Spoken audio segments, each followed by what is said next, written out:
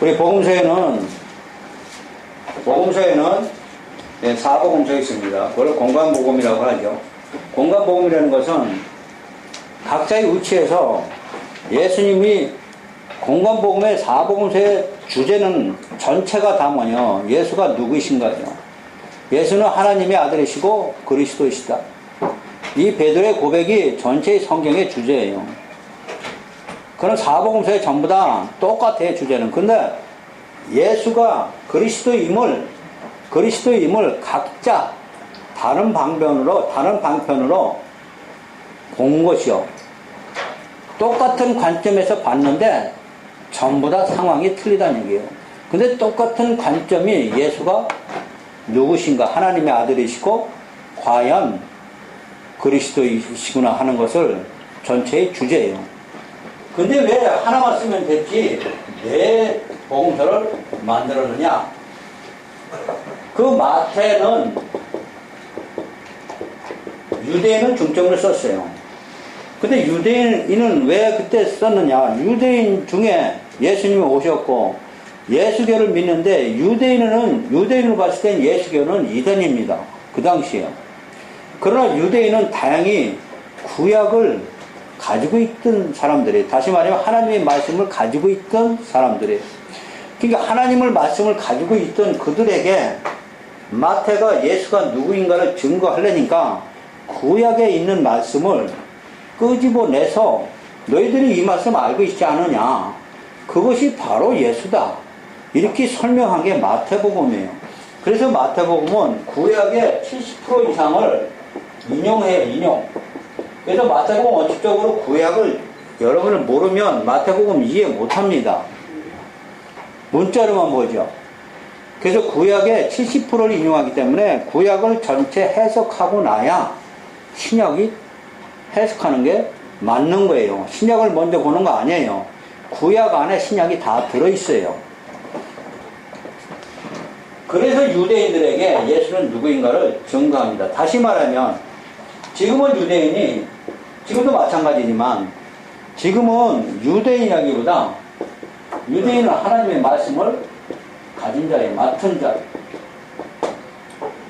지금은 말씀을 맡은 자들에게 성경을 통해서 예수가 누구인가를 증거하는 게 마태복음입니다. 두 번째가 마가복음이죠. 마가는 유대인이 아닌 이방인에게 초점을 맞췄습니다. 다시 말하면 마가는 베드로와 같이 로마에 가서 순교를 했다고 그러죠. 그처럼 마가는 이방인을 중점으로 바울과 같이 선교 여행도 다니고 복음을 전했던 사람입니다. 그 마가가 이방인에게 초점을 맞춘 것이, 이방인은 하나님의 말씀을 전혀 무례한입니다. 모릅니다. 하나님의 말씀을 전혀 모르기 때문에 마가복음에는 16가지의 표적과 이적을 통해서 예수가 그리스도임을 증거하는 것이 마가복음입니다. 전부 다 관점이 틀리다는 거예요. 그 다음에 누가복음은, 누가는 헬라인에게 썼다. 지금으로 하면 헬라인이라는 것은 누구냐? 지식인들 얘기입니다.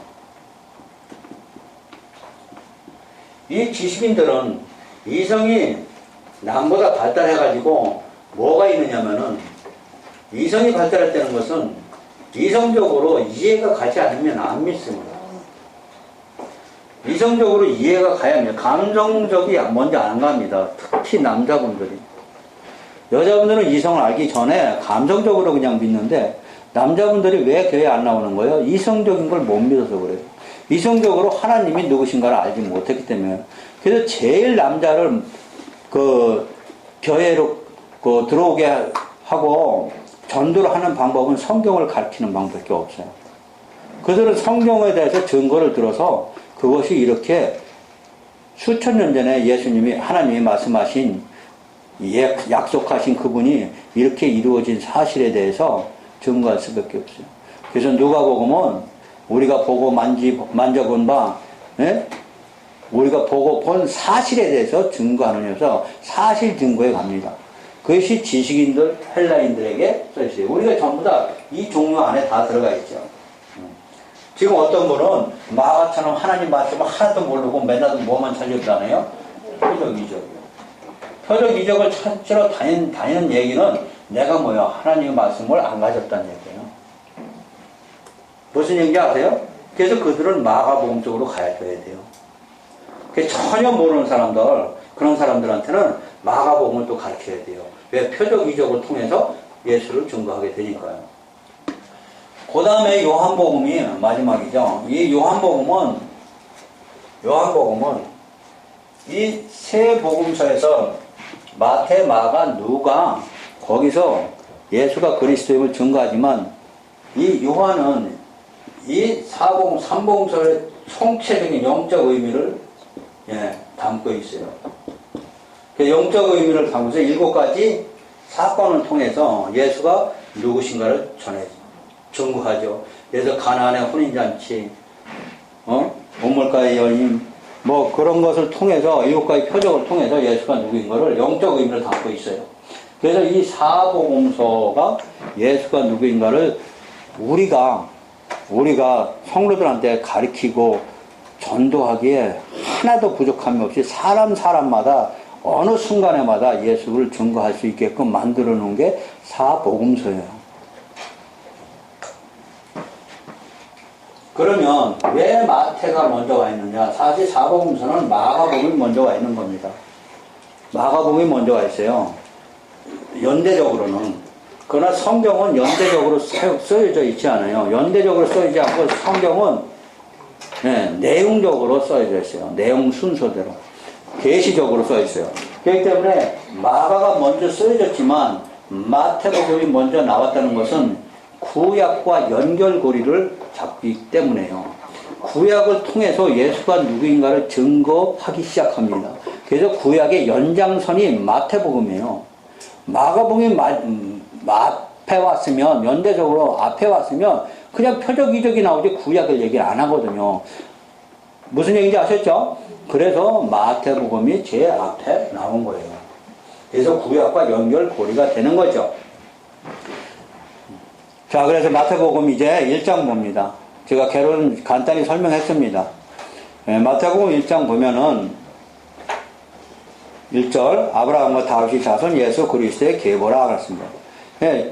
이 중요한 단어가 나오죠. 이제 여러분들 다 알아들으실 거예요. 아브라함과 다윗의 자손이라고 합니다. 다시 말하면 아브라함한테 약속한 것도 다윗에게 약속한 하나님이 근데 뭘 약속했냐를 알아야죠. 아브라함에게 약속한 것이 자손 언약입니다. 그 다음에 땅 언약을 주셨어요. 근데 1차적으로 이것이 구약에서는 애굽에서 60만이지만 60만이 거의 300만이 돼서 많은 수를 데리고 광야에 데리고 와서 1세대들은 다 죽었고 2세대들을 통해서 또 한 300만이라는 인구를 여호수아를 통해서 여호수아 땅까지 점령하신 것이 1차적으로 이루어졌습니다. 그러나 그것은 그림자일 뿐이고 실제로 예수님이 오셔서 아브라함과 다윗의 자손에게 언약하신 그 메시아 언약을 성취하시는 분이다고 지금 마태는 여기서부터 시작합니다. 그러니까 이스라엘 백성들은 아브라함과 다윗의 자손은 다 알고 있습니다. 그럼 아브라함의 자손은 어떤 의미가 있느냐도 우리가 살펴봐야 됩니다. 아브라함의 의미는 어떤 의미가 있어요? 이스라엘 백성들은 아브라함의 자손이라고 다 자부하고 있었어요. 그러나 예수님이 와서 하시는 말씀이 그들에게 아브라함은 나를 봤지만 너희들은 나를 보고도 모른다고 그래요. 그러면서 너희가 무슨 아브라함의 자손이냐 이 얘기를 해요. 근데 아브라함이 나를 봤다는 얘기가 성경 어디에 나왔냐 이거죠. 그것이 아브라함이 믿으니 의인됐더라는 것이 15장인가요?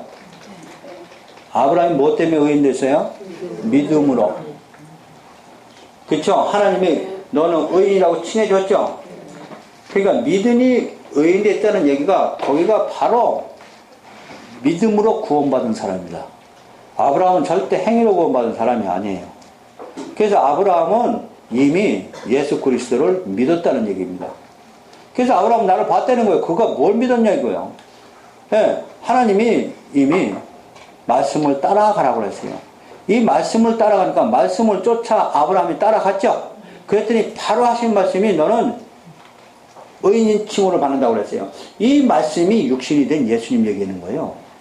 창세기에서 뭘 따라갔다고요? 아브라함이? 말씀을 쫓아갔어요. 그 말씀이 육신이 됐어요. 신약을 보니까 말씀이 뭐가 됐어요? 육신이 됐죠? 그러면 말씀을 따라갔다는 그 말씀이 누굴 따라갔다는 거예요? 예수님은 메시아 언약을 따라갔다는 거예요, 그게. 그래서 그는 바로 의인칭을 받는 거예요. 우리도 예수님을 십자가의 의미를 깨닫고 따라가니까 믿으니까 의인된 거죠? 아브라함도 그랬다는 거예요. 그런데 그들은 이걸 몰랐어요. 다시 말하면 성경 해석을 의미를 몰랐어요. 이 말씀이 육신이 된 걸 몰랐다고요. 그래서 그들은 할례를 받으면서 15장에서 벌써 이미 보여줬고 12장에서 말씀을 쫓아가서 의인이 됐는데 17장 가서 할례 받습니다. 그 할례는 의인된 사람의 징표예요. 구원의 표라고 그러죠. 할례를 받아서 의인 되는 게 아니고 의인이 이미 됐기 때문에 할례를 받는다는 얘기예요. 이게 뒤집히면 율법과 복음이 뒤집히는 겁니다. 이게 전부 다 뒤집혔어요. 우리도 어떻게 돼요? 이 할례라는 것은 내 행위를 얘기하는 겁니다. 일축하면은 할례는 내가 내 살을 베서 피를 흘리는 할례의 형식에 의해서 내가 의인되는 거고, 아브라함은 형식을 취하기 전에 할례를 받기 전에 믿음으로 먼저 의인이 된 사람이죠. 그죠? 그런데 너희들은 아브라함의 후손이라고 하면서 아브라함은 믿음으로 의인 됐는데, 나를 믿음으로 의인 됐는데 너희들은 할례를 하고서 의인 됐다고 해칠한 무덤이라고 거기서 딱 잘라버리는 거예요. 무슨 얘기 아셨죠? 네. 우리도 마찬가지예요. 세례 받아가지고 의인 되는 게 아니고 이제는 마음의 할례를 받아야 되는 거죠. 그죠? 마음의 할례가 중요한 거지 내가 교회 다닌다 그거 하나 가지고 의인 되는 거 아니다는 얘기예요. 뭐가요? 믿음은 마음에서 나오는 거죠. 그것처럼 아브라함한테 약속한 거 여러분 자세히 설명해 줄 줄 알아야죠. 자, 지금 뭘 설명하려고 그래 지금? 예? 이렇게 마태복음 1장 1절이 중요해요. 그 다음에 다윗의 자손이라고 합니다. 이 다윗의 자손은 사무엘하 7장이죠. 예, 사무엘하 7장 봅니다. 제가 이제는 여러분하고 이제 2번, 3번 못 올 거예요.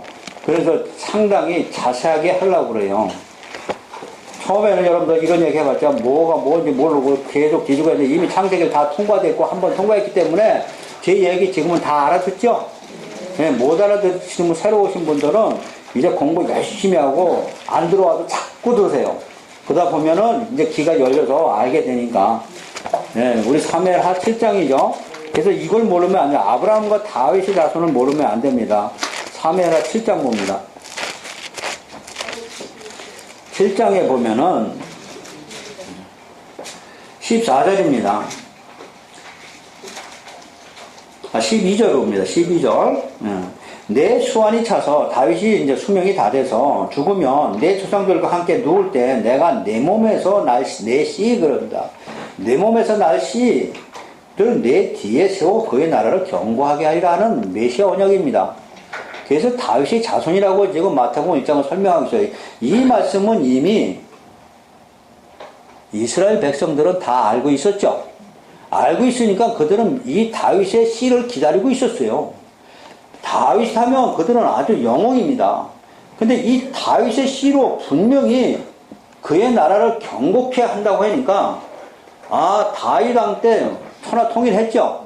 그리고 솔로몬 때 통일했고 그렇기 때문에 그런 메시아가 와서 이스라엘도 완전히 로마로부터 해방되고 모든 나라를 다윗이 통일했듯이 통일될 것은 메시아를 기다리고 있었습니다. 그래서 그들도 다윗의 자손, 다윗의 씨를 기다리고 있던 사람들이에요. 근데 마태는 여기서 바로 그 니들이 기다리는 다윗의 씨, 다윗의 자손이 예수 그리스도라는 걸 설명하고 있어요. 그러니까 그들은 뒤집어지는 거예요. 무슨 소리 하고 있느냐.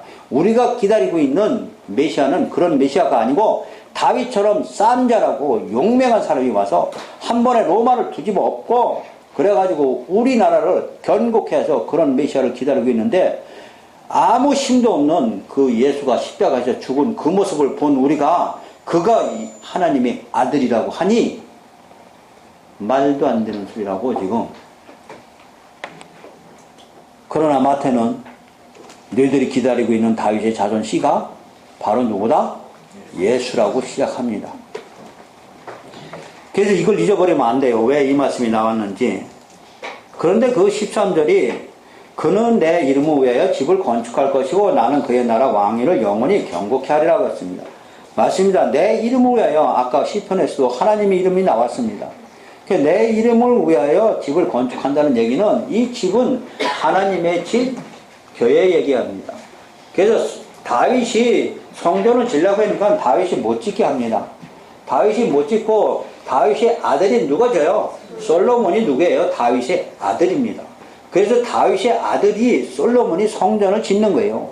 다윗은 예수 그리스도의 예표이기 때문에 예수님은 죽고 올라가시면 집은 이제 누가 짓는 거예요? 바로 예수님이 십자가에 죽으시고 나서 그것이 이제는 사도행전에서 교회를 짓기 시작하는 거죠.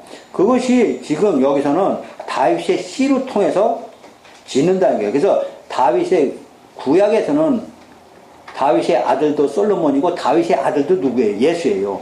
그들은 아들, 손자, 정손자 이런 게 없어요. 우리 족보처럼. 전부 다 뭐예요? 아들이야. 할아버지. 그래서 야곱이 요셉의 므낫세고 에브라임이 낳죠. 요셉이. 그 야곱의 아들은 누구예요? 요셉이죠. 근데 므낫세하고 에브라임은 뭐예요? 내 아들로 삼아버리잖아요. 그렇게 되는 거예요. 그래서 그들은 손자라는 개념이 없고 아들로 계속 나가는 거예요. 그래서 지금 이 다윗의 아들로부터 지금 짓는다고 했기 때문에 예수님을 통해서 성전이 건축할 걸 지금 얘기하는 겁니다. 그렇게 성전을 건축하고 나서 14절이죠. 나는 그에게 아버지가 되고 그는 내게 아들이 되리니 하면서 아버지와 하나님 관계가 성립됩니다. 다시 말하면 시내산에서 율법을 시내산에서 하나님이 이스라엘 백성 중에 주면서 무슨 얘기였냐면 내가 너희들을 광야에서 애굽에서 끄집어낸 이유는 나는 너의 하나님이 되고 너는 나의 아들이 된다 하는 언약입니다. 그 언약이 율법을 통해서 이루어지지 않았습니다.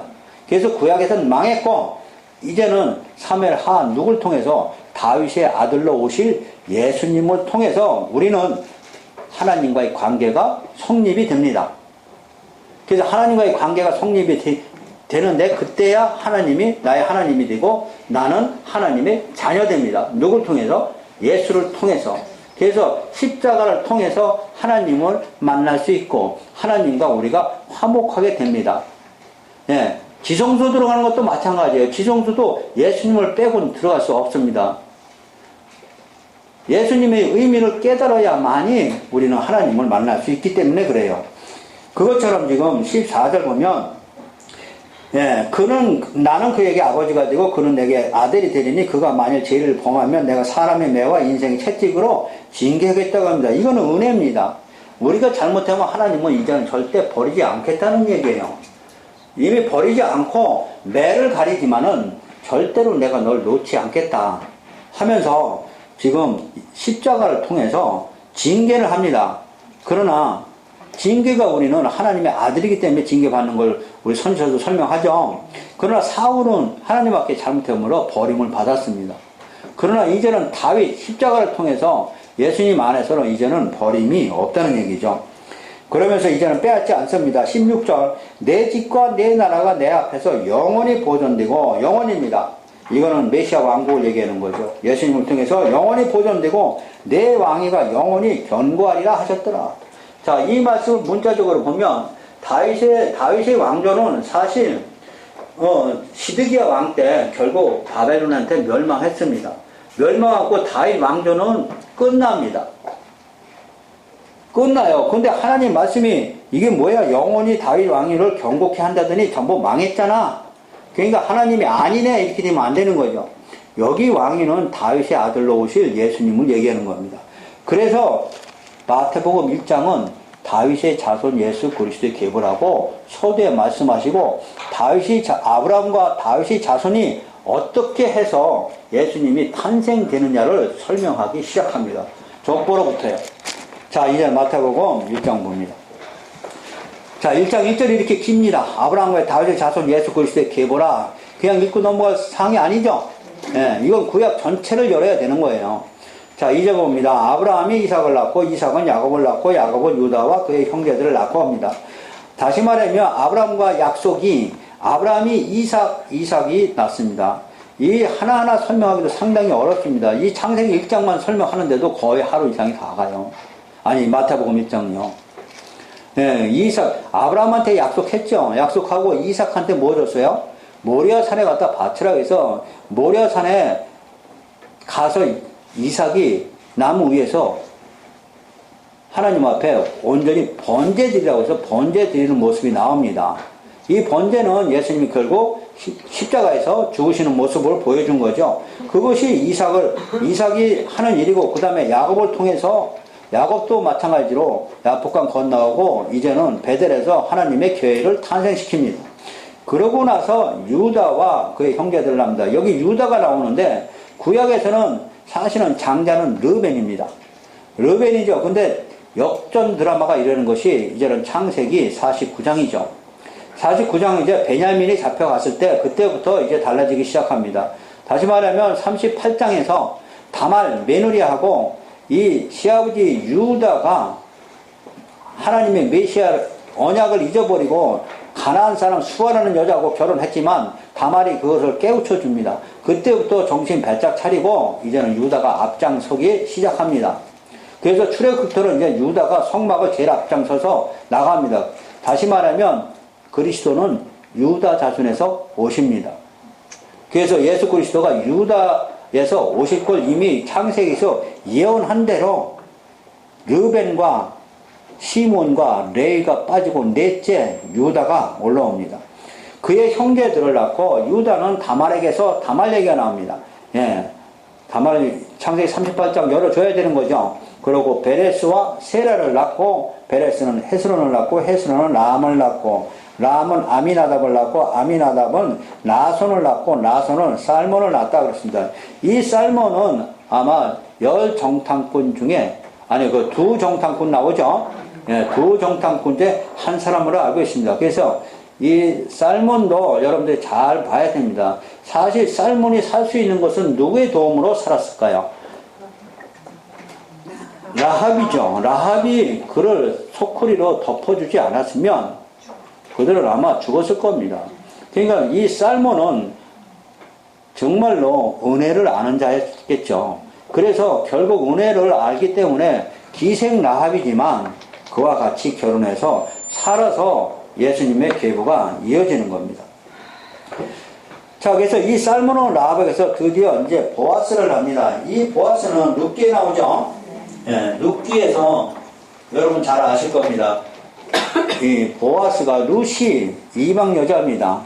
그래서 나오미가 베들레헴을 떠납니다. 이 베들레헴을 떠났다는 자체가 나오미로서는 잘못된 겁니다. 베들레헴은 우리가 설명했듯이 아까 히브리어로 하듯이 떡집입니다. 이 떡집은 생명의 떡인, 그리고 베들레헴은 예수 그리스도가 오실 걸 이미 다 예언한 곳이에요. 베들레헴에서 난다고 미가서에서 이미 설명했습니다. 그 미가서에서 이미 베들레헴에서 예수님이 오신다는 걸 보고도 나호미가 모압 땅으로 갔다는 것은 예수님을 버리고 간 거하고 똑같습니다. 그러나 같지만 이제 이방인 룻을 통해서 다시 돌아옵니다. 돌아와가지고 보아스가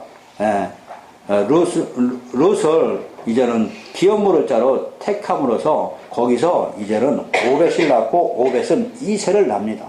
자, 여기까지 설명하는 중에서 뭐가 우리가 포인트입니까? 예, 예수님의 계보가 아브라함과 다윗의 자손부터 시작합니다. 이제는 아브라함부터 누구까지 왔어요? 5절에 보니까 2세까지 왔습니다.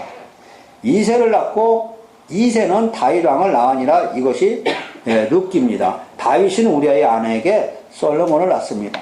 자, 그러니까 2세를 낳다는 것은 다윗 왕을 낳고 다윗은 우리아의 아내에게 솔로몬을 낳습니다. 이 솔로몬의 족보가 이제는 요셉 왕으로서 이어지는 족보입니다. 그래서 솔로몬은 르호보암을 낳고 르호보암은 아비야를 낳고 아비야는 아사를 낳고 아사는 여호사밧을 낳고 여호사밧은 요람을 낳고 요람은 우시아를 낳고 우시아는 요담을 낳고 요담은 아스를 낳고 아스는 히스기야를 낳고 히스기야는 므낫세를 낳고 므낫세는 아몬을 낳고 아몬은 요시아를 낳고 이거는 열왕기 상하에 자세하게 기록되어 있으니까 이건 나중에 설명할 겁니다. 바벨론으로 사로잡혀 갈 때 요시아는 여고냐와 그의 형제들을 낳으니라 하면서 이 여고냐는 여호와긴 얘기입니다. 사실은 이 바벨론으로 사로잡혀 갈 때는 시드기야입니다. 그죠? 우리 열왕기상에 보면은 마지막에 누가 잡혀가요? 시드기야가 잡힙니다. 왕하에 보면은. 근데 여기는 의도적으로 마태가 시드기야를 빼버리죠. 왜? 시드기야는 아들이 아니에요. 아들이 아니고 그 요시야와 형제입니다. 근데 다윗의 자손, 다윗의 아들로부터 메시아가 오는 거거든요. 그러니까 시드기야 때 망해버렸죠. 망해버리고 요시야의 아들 여고냐까지만 기록하고 시드기야를 빼버립니다. 왜? 아들이 아니고 그런 왕이 된 사람이기 때문에요. 자, 그것처럼 지금 일부러 지금 고의적으로 마태는 시드기야를 빼고 바벨론 포로 잡힐 때까지를 설명합니다. 다시 말하면 아브라함부터 누구까지? 바벨론 포로까지. 그 다음에 이제 12절 시작하는 게 바벨론으로 사로잡혀간 후에 여고냐는 스알데를 낳고 스알데는 스룹바벨을 낳고 하면서 아브라함부터 다윗까지요. 아브라함부터 다윗까지 오고, 그 다음에 다윗서부터 바벨론 포로까지죠. 바벨론 포로까지입니다. 네. 자, 그런데 바벨론 포로까지 가니까 아까 얘기했듯이 사무엘아 다윗 왕한테 약속한 말씀이 영원히 네 왕위가 견고해 되리라고 했는데 무너졌습니다. 그렇죠? 이제 조심해야 돼요. 무너졌죠, 사실은. 역사적으로 무너졌는데, 여기서 12절이 스알델은 스룹바벨을 낳고 그럽니다. 이 스룹바벨은 누구냐? 여고냐가 11절에 보면은 여호와킨 왕이죠. 이 왕을 하나님이 바벨론 포로에서 살렸습니다. 그래서 여고냐가 스알델을 낳고 스알델은 스룹바벨을 낳습니다. 그러니까 스룹바벨이 왕족이라는 걸 알 수 있어요. 스룹바벨이 누구예요? 솔로몬 계열의 왕족입니다. 그러면은 우리 역대상, 역대하 다음에 바로 에스라가 나오죠. 에스라에서 제일 먼저 나오는 인물이 누구예요? 스룹바벨. 그러니까 여기서 우리는 뭘 알 수 있냐면은 하나님이 다윗에게 말씀하신 영원한 왕권을 주겠다고 약속하신 메시아 언약을 하나님은 잊어버리지 않고 있었어요. 그래서 스룹바벨을 살려서 스룹바벨을 올려 보냅니다. 스룹바벨이 왕이죠. 유다 지파죠. 그 와가지고 스룹바벨 성전을 짓는 거죠. 다시 말하면 이제 잘 봐야 돼요. 바벨론 포로 70년 끌려간 것이 예수님의 십자가로 제가 본다고 항상 설명했어요. 왜 십자가로 봐야 되느냐? 죄 때문에 그들은 70년 포로 생활을 했으니까요. 우리는 죄 때문에 70년 포로 생활하는 게 아니고 십자가를 믿음으로 없어졌어요. 그러니까 십자가가 있느냐 없느냐 차이는 엄청 차이입니다. 구약에서는 예수님이 오시지 않았기 때문에 그들은 죄값으로 70년 포로를 끌려갔습니다. 포로 끌려가고 나서 바로 이어지는 게 성전입니다. 이제는 다시 끌려가지 않는다. 뭐 때문에? 성전 때문에 이제 끌려가지 않는다. 근데 그 성전은 누가 짓느냐? 바로 스룹바벨 유다 지파의 왕으로 오신 예수님을 통해서 성전이 져진다는 것을 보여준 게 스룹바벨 성전입니다. 그래서 스룹바벨 성전을 초림 예수로 보는 거예요.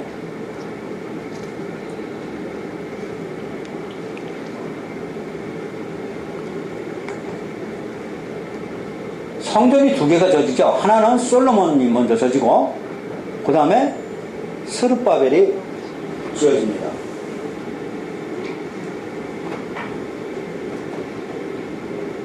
그럼 솔로몬 성전은 어떤 의미가 있느냐? 솔로몬 성전은 통일 왕국 시대를 열어봅니다. 다시 말하면 만왕의 왕으로 오실 예수님이 부활하시고 나서 이 이방인들까지 세상의